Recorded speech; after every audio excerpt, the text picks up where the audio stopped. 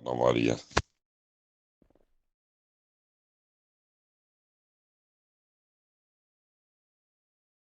Să vedeți voi când ne îmbrăca în roșu cum o să iasă.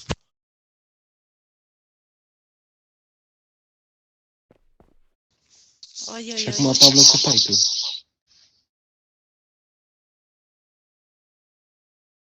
Hai aici, Pablo, Pablo, și tu lângă perete. Cât ai? În spatele tău sau în față?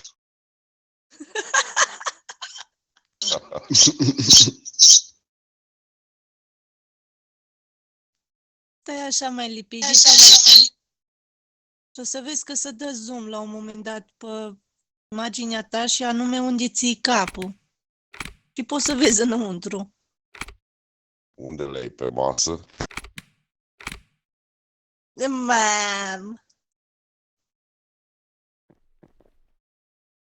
Dă-mă și mie să fumez ce fumezi tu. Le-ai pe masă? Unde le-ai? Bine, Dracula, și zi de unde știam eu că ăla e în dreapta ta? Pe bune acum. De unde era eu să știu că ăla e acolo și ușa era închisă? Dacă ești mama Omida, eu știu cine ești.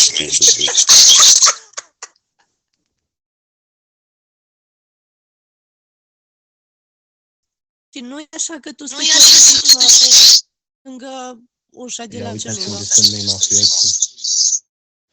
Facem revoluție. Bă, dacă nu pun în spatele lui Ana Maria, văd, dar trebuie să mă plec puțin ca să vă printre picioare, că acolo se vede.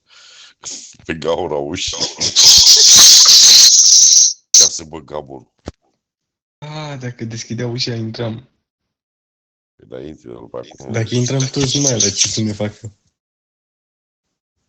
Bă, Ana Maria, dacă tu vezi prin pereți, ia încearcă-mă să intri prin perete, poți? N-am cum. Nu mergem. Am o spațiu. Haideți. Cât mai ai, mă? Pablo? 13 minute vorbesc cu adminul, frate, că nu știu de ce am fost luat de Gang House. Asta nu înțeleg nici eu. Întreabă pe Sorin, că Sorin trebuie să știe regulamentul perfect.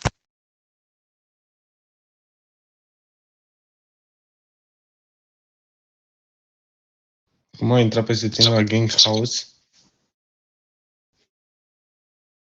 Din Gang House... Haide, care ești cantina aici? Să ne facem o mâncare la deținuți. Oh, ofițer, hello! How are you, ofițer?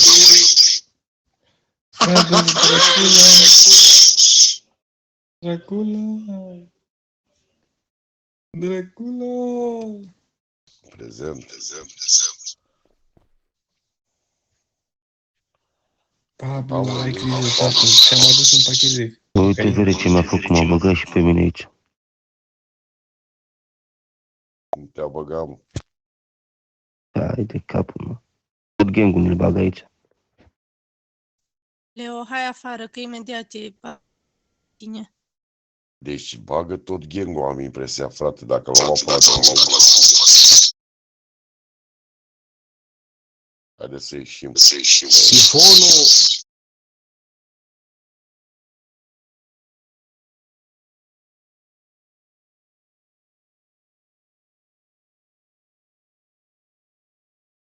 Wait, ofițer, wait, să mă cac și eu puțin aici pe astea.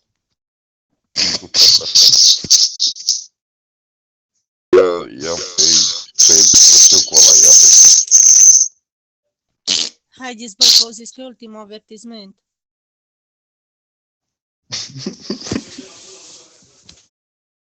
Fă-te în gura, închis ușa.